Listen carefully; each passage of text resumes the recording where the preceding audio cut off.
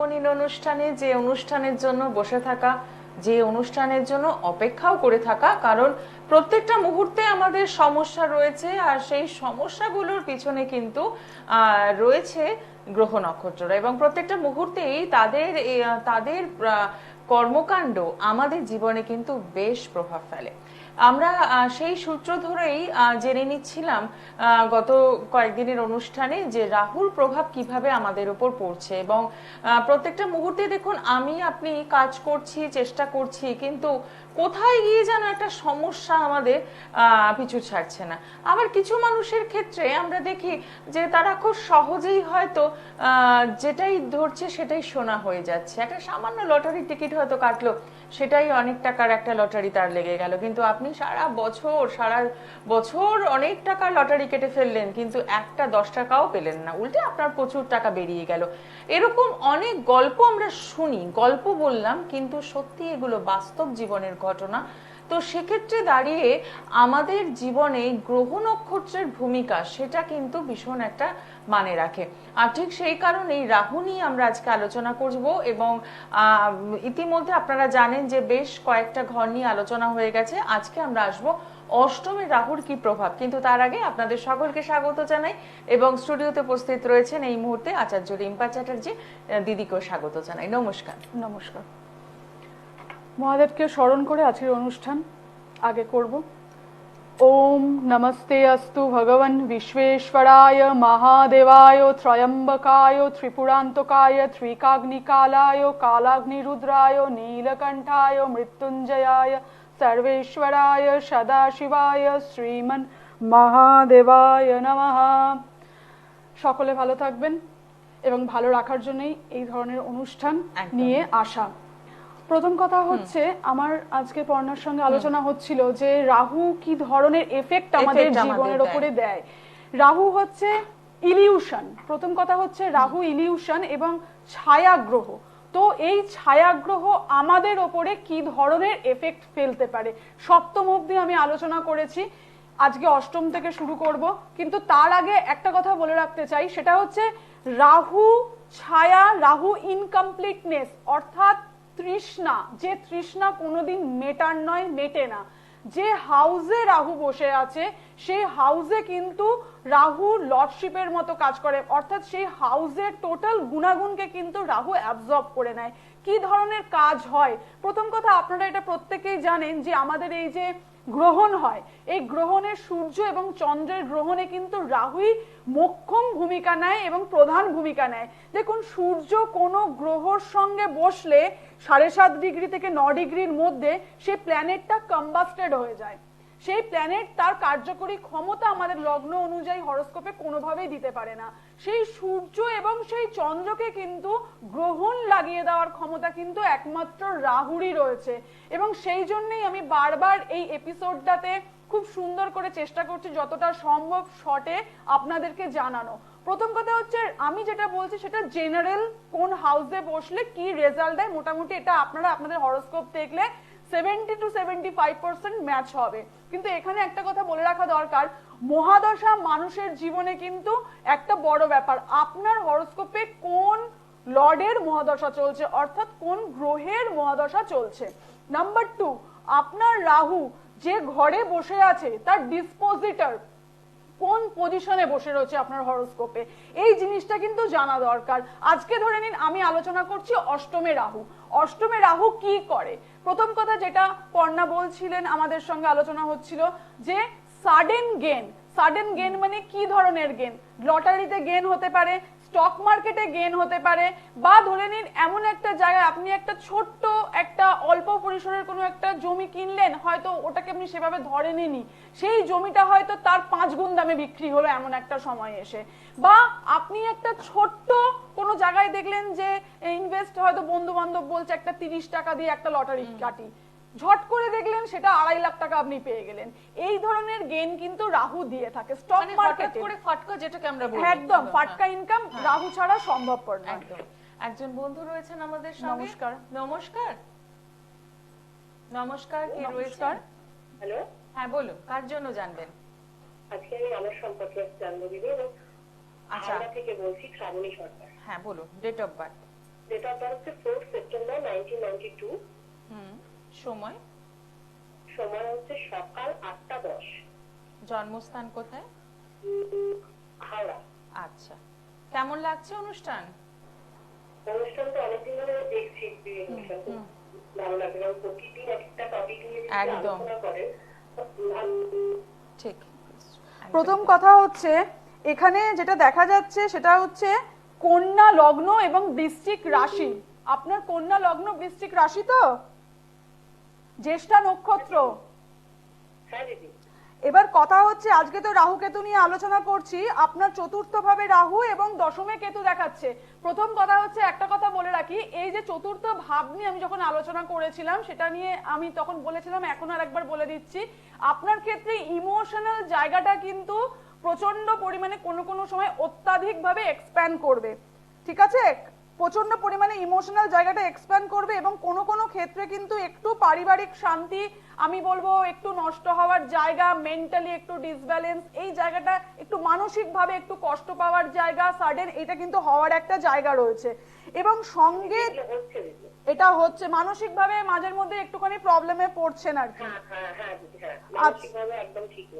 আচ্ছা, তবে হ্যাঁ এখন একটা খুব ভালো জিনিস সেটা হচ্ছে যেটা দেখাচ্ছে আপনার তো এখন বৃহস্পতির জায়গাটা অর্থাৎ সপ্তমপতি এবং চতুর্থপতি এই যে বৃষতে ট্রানজিট করেছে, এতে করে কিন্তু আপনার বেশ কিছু পজিটিভনেস এই জায়গায় আসবে, অর্থাৎ আপনার লগ্নের উপরে বৃহস্পতির দৃষ্টি পড়েছে এবং সঙ্গে আপনার ফিনান্সিয়াল কন্ডিশন কিন্তু আমি বলবো আগের থেকে একটু বেটার, কমিউনিকেশন যাদের সঙ্গে আপনার বন্ধু বান্ধব নেটওয়ার্কের কমিউনিকেশন এই জায়গাটা একটু বেটার।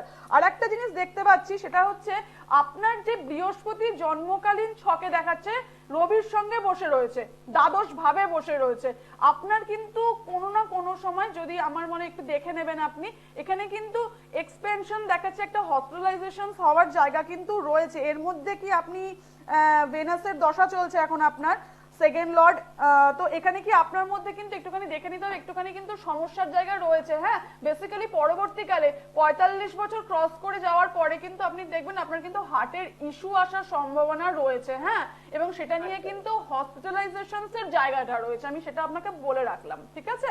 হার্টের কিছু ইস্যু সাডেন আসতে পারে আর অত্যাধিক পরিমাণে মানসিক ট্রমার জায়গা রয়েছে। রাহু দশমে বসে থাকার জন্য কিন্তু আপনার কর্মস্থানের উপরে কিন্তু কেতুর একটা এফেক্ট থাকবে, ঠিক আছে? দশমে যেহেতু কেতু এবং চতুর্থে রাহু রয়েছে আপনার, তো কর্মস্থানে কিন্তু আপনি একের বেশি অর্থাৎ একাধিক জায়গায় কিন্তু চাকরি চেঞ্জের একটা জায়গা কিন্তু রয়েছে, ঠিক আছে? আচ্ছা, তার মানে দিদি যে কথাগুলো বললেন আপনি সবটাই একমত হতে পারলেন, তাই তো? বৃহস্পতির পজিশনটাকে না আপনার একটুখানি সঠিকভাবে ব্যবহার করা উচিত। আপনার সম্ভবপর হলে ঈশান কোণটাকে না সুন্দর স্বচ্ছ ভালোভাবে রাখবেন। ঈশান কোণে, আপনার বাড়ির ঈশান কোণে কি রয়েছে? ঈশান কোণে কি রয়েছে? বাথরুম আছে, টয়লেট। আচ্ছা, এ তো ডিস্টার্বের জায়গা, এটা তো বাড়ির শারীরিক অসুস্থতা বাড়িতে যারা থাকবে পরিবার বর্গের এবং আপনারও কিন্তু হওয়ার সম্ভাবনা থাকবে।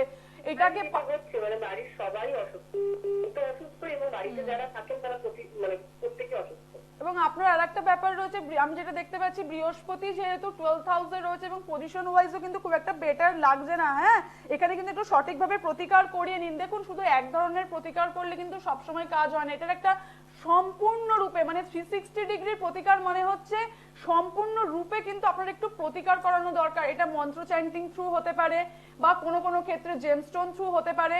আমি বিভিন্ন রকম ভাবে কাজ করে থাকি, আপনি পারলে আপনার হরোস্কোপটা কিন্তু বাস্তু রিলেট করে কিন্তু কোনো পছন্দসই অ্যাস্ট্রোলজারের কাছে দেখিয়ে দিন। এটা কিন্তু শরীর খারাপের ইঙ্গিত দিচ্ছে আপনার চার্টটা, সাডেন হঠাৎ করে, ঠিক আছে?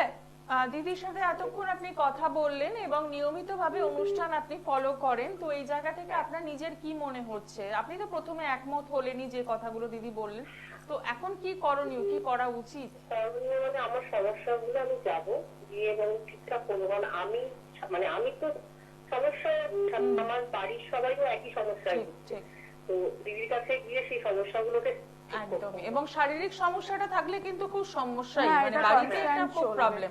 আচ্ছা, আমরা তো প্রত্যেকেই সমস্যায় থাকি, কিন্তু সেখান থেকে বেরোনোর জন্য আমরা প্রতিকারের রাস্তা খুঁজি এবং সেই প্রতিকারটা কত তাড়াতাড়ি আমরা নিতে পারি তার জন্য চেষ্টা করি।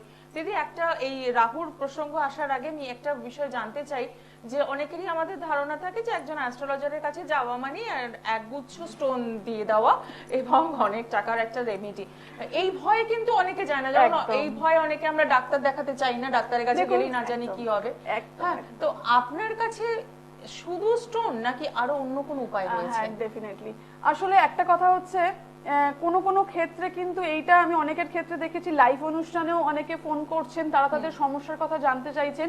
2-3 মিনিটে তো পুরো ব্যাপারটাকে কিন্তু বলা সম্ভবপর না, হয় না। কখনোই সম্ভব না। এবার সেটার জন্য কিন্তু একটা সুন্দর অ্যানালিসিস দরকার এবং একটা সঠিক প্রতিকার একদম। দরকার।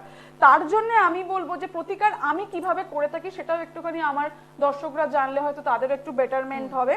সেটা হচ্ছে, প্রথম কথা হচ্ছে, সমস্ত কিছু আপনার জ্যোতিষী করে দেবে সেটা মাথা থেকে আমার মনে হয় এই আমাদের মডার্ন অ্যাস্ট্রোলজিতে, এটা তো ডাইনামিক অ্যাস্ট্রোলজি, এখানে কিন্তু একটু চেঞ্জ করা দরকার। আপনি একটি জেমস্টোন পড়লেন, যেটা আপনাকে অ্যাস্ট্রোলজার দিল, সেটাতেই আপনি সম্পূর্ণ সুস্থ হয়ে যাবেন সেটা নয়। জেমস্টোন অবশ্যই একটা ভালো জেমস্টোন আপনার ক্ষেত্রে পজিটিভ রেজাল্ট দেবে। সঙ্গে যেটা দরকার সেটা হচ্ছে, আমরা অ্যাডিশনালি যেটা করি, কিছু আপনার লগ্ন, আপনার প্ল্যানেটারি কম্বিনেশন, এটা দেখে কিন্তু আপনার ছক অনুযায়ী কোন জব, কোন মন্ত্র আপনাকে সুইটেবল হবে সেটা কিন্তু দেখে আপনাকে সিলেক্ট করে দেওয়া হয়। এক্ষেত্রে কিন্তু আমি আপনাকে রাস্তা দেখিয়ে দেবো, গাইড হয়ে কাজ করব। আমি কিন্তু আপনার হয়তো মন্ত্রটা প্রত্যেকদিন পড়তে পারবো না, বা আমার মধ্যে সেই দিব্য ক্ষমতা নেই যে আমি বাড়িতে বসে কিছু করে দিলাম আর আপনি আপনার যে মানে একটা বড় বড় সমস্যা, এক একজন লক্ষ লক্ষ টাকার সমস্যায় ভুগছেন, কেউ হয়তো প্রচন্ড পরিমাণে সন্তানকে নিয়ে ভুগছেন, তাদের ক্ষেত্রে আমি বিশেষভাবে বলবো, আমি প্রত্যেককেই কিন্তু অল্প বিস্তর কিছু জেমস্টোনের সঙ্গে, জেমস্টোন তো রয়েছে, আপনি কিনে পড়বেন, কোনো অসুবিধা নেই, সেটা একটা জায়গা, সঙ্গে কিন্তু মন্ত্র কিন্তু এখনকার দিনে যথেষ্ট পরিমাণে ভাইব্রেশন খুব ভালো কাজ করে। যত আমাদের আধুনিক জ্যোতিষে আমরা দেখতে পাচ্ছি যে, যত আমরা দেখতে পাচ্ছি জেমস্টোন পড়ছি বা একটা কবচ পড়ে নিচ্ছি, ভাবছি সমস্ত সমস্যা থেকে সমাধান হয়ে যাবে। আজকে একজন জ্যোতিষ, পরের দিন আরেকজন জ্যোতিষ, শুধুমাত্র হাত ফেরি হয়ে যাচ্ছে। দেখুন, সবার আগে আপনাকে ডিসাইড করতে হবে আপনি আপনার সমস্যা থেকে কোন লেভেলে মুক্তি চান। 60% চাইছেন না 40% নাকি 90% সমস্যার মুক্তি চাইছেন? যদি চান, তাতে আপনাকে সম্পূর্ণরূপে কোমর বেঁধে নামতে হবে। কোমর বেঁধে নামা মানে কি, আমি আপনাকে ঠিক যা যা বলবো সেই প্রতিকারগুলো, কোনোটাই তো অসম্ভব হবে না যে না আমি বলবো প্রত্যেকদিন ভোর 4টের সময় আপনি গঙ্গা স্নান করে আসুন, সেসব তো নেই। কিছু অল্প বিস্তর জব, চ্যান্টিংস। নমস্কার। হ্যাঁ, নমস্কার, কে রয়েছেন সঙ্গে? নমস্কার দিদি, আমি দুর্গাপুর থেকে তন্ময় বিশ্বাস বলছি। আচ্ছা, Date of কার birth? জন্য জানবেন? আমি নিজের বিষয়ে জানবো। হ্যাঁ বলুন, ডেট অফ বার্থ। 10 ফেব্রুয়ারি 2002। হ্যাঁ, পরিষ্কার হলো না। কি বলুন? 2 ফেব্রুয়ারি আচ্ছা, হ্যাঁ 2002। ঠিক আছে। সময়?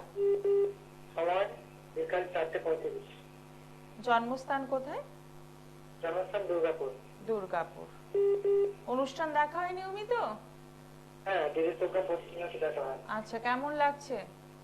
দিদির প্রোগ্রাম তো খুবই ভালো লাগে, দিদি যেভাবে বলেন হ্যাঁ, সেটা খুবই ভালো লাগে। মানে এত বিস্তারিত ভাবে আলোচনা, আমার হ্যাঁ, মনে হয় এটা এসে বলেন। ঠিক। অন্য প্রোগ্রাম গুলো আমি দেখি, অন্য প্রোগ্রাম ফলো করি, কিন্তু দিদির প্রোগ্রাম ফলো করি, একটু ইউনিক আছে। দিদির প্রোগ্রামে যেভাবে ডিটেলস উনি বলেন, অনেক প্রোগ্রামে দেখেছি সেগুলো বলে না, যেভাবে বুঝিয়ে বলেন দিদি, একদম যেভাবে সঙ্গে সতর্ক থাকুন। করেন বা যেভাবে মানে প্রতিকার নেওয়া হলে যেভাবে বলেন বলে দেন, অন্য প্রোগ্রামে সেভাবে বলে না কেউ। আচ্ছা, বলছি ভাই, এখানে যেটা হচ্ছে সেটা হচ্ছে ধনু লগ্ন, কন্যা রাশি, লগ্নে কেতু, সপ্তমে রাহু।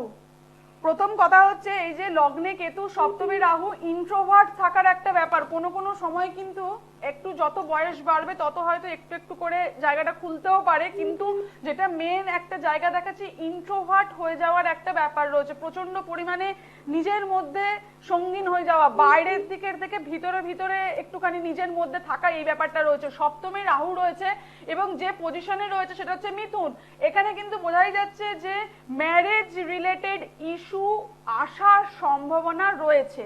তার মানে কি ম্যারেজ হবে না? ম্যারেজ হবে, কিন্তু সেখানে যেটা সমস্যা দেবে সেটা হচ্ছে ম্যারেজ হওয়ার আগে কিছু ছোটখাটো গন্ডগোল হতে পারে বা কমপ্লিকেশন আসতে পারে, বিয়ে ভেঙে যেতে পারে, এই ধরনের সমস্যা আসতে পারে। এবং একটা কোনো না কোনো জায়গাতে দেখা যাবে যে একটুখানি যেন একটা মনোমালিন্য হয়তো কোনো না কোনো ক্ষেত্রে একটুখানি কাজ করবে।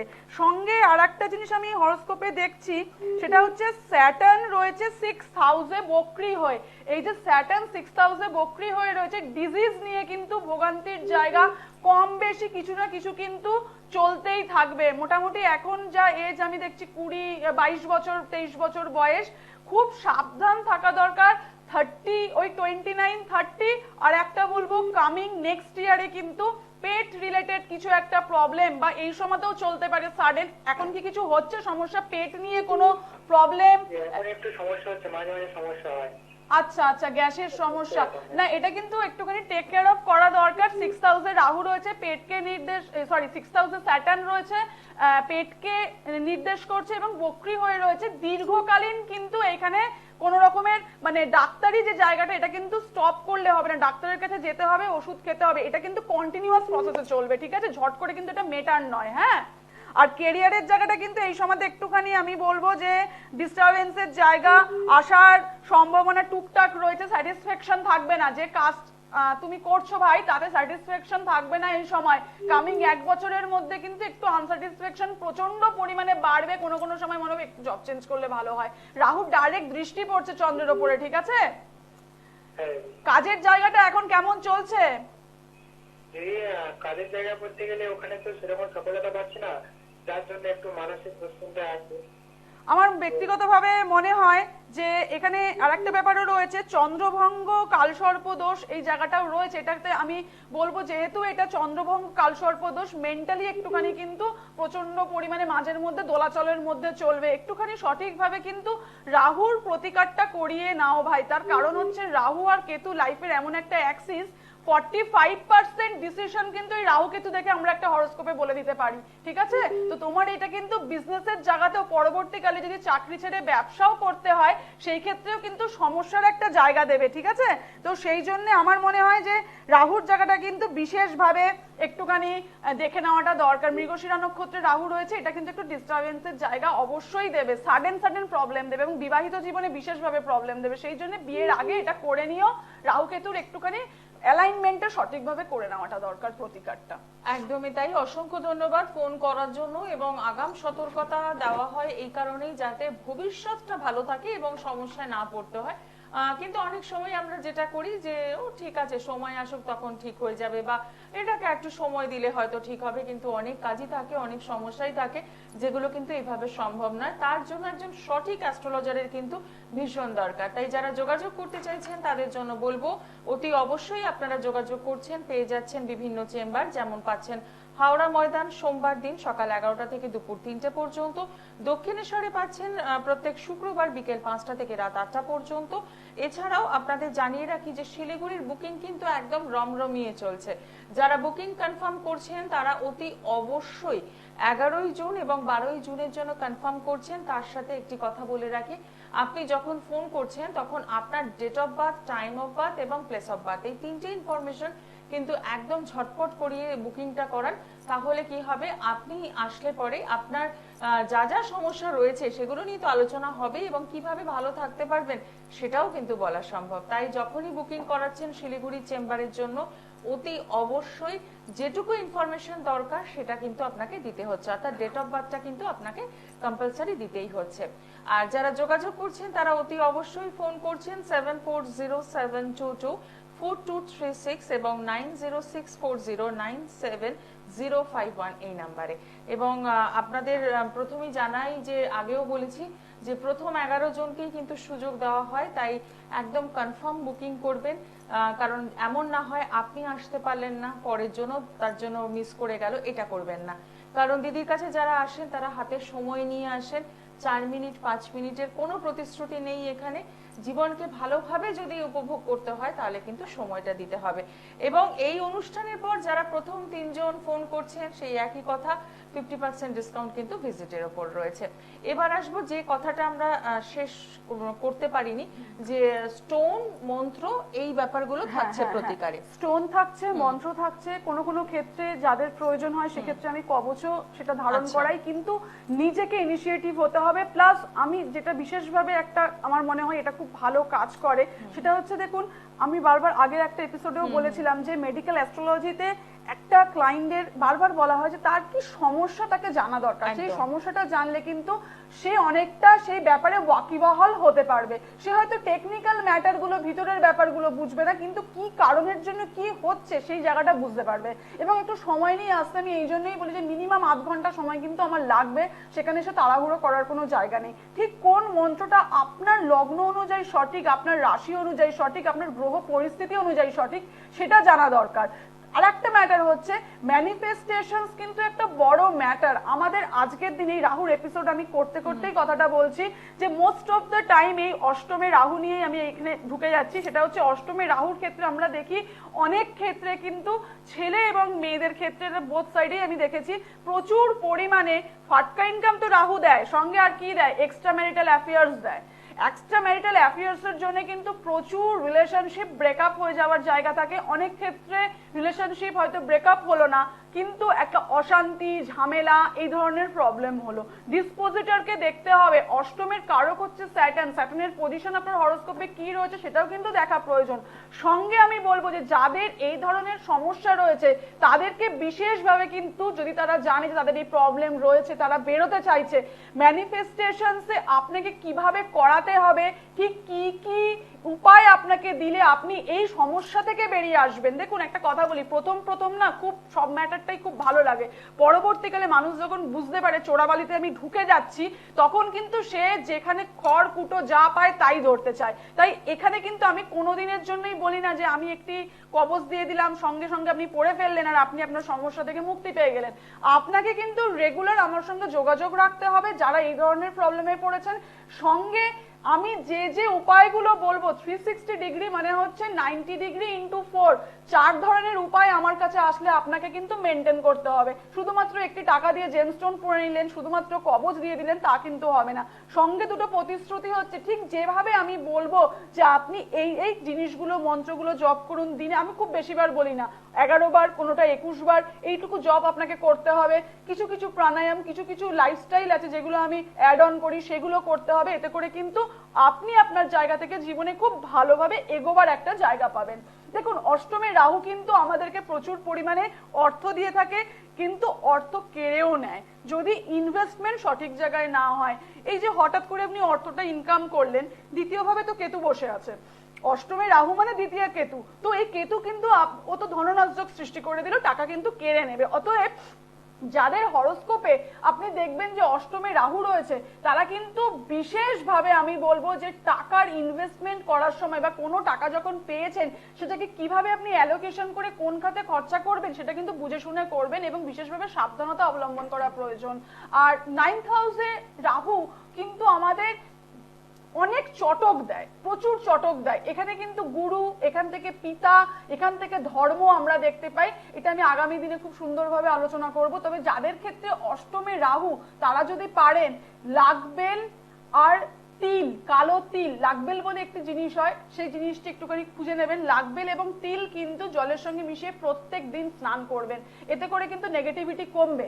এই লাগবেল যদি খুঁজে না পান, তাহলে আমি বলবো যে শ্বেত চন্দন দিয়েও কিন্তু প্রত্যেক দিন যদি আপনি জলে স্নান করেন, এটাও কিন্তু পজিটিভলি একটু পরিমাণে শ্বেত চন্দন বাটবেন, বেটে কালো তিলের সঙ্গে জলে স্নান করবেন, এতে করে কিন্তু আপনার রাহুর নেগেটিভিটিটা কমবে। আর অষ্টমে রাহু যাদের, তাদেরকে আমি বারবার বলছি সাডেন কোনো ডিসিশন নেবেন না। এবং রাহুর একটা ক্যাপাসিটি হচ্ছে এক্সট্রা স্মার্ট ভাবা নিজেকে, এক্সট্রা স্মার্ট যেখানেই আপনি হতে যাবেন মনে রাখবেন পরে কিন্তু ইনকমপ্লিটনেস আর গ্যাপ কাজ করবে, অর্থাৎ এমটি।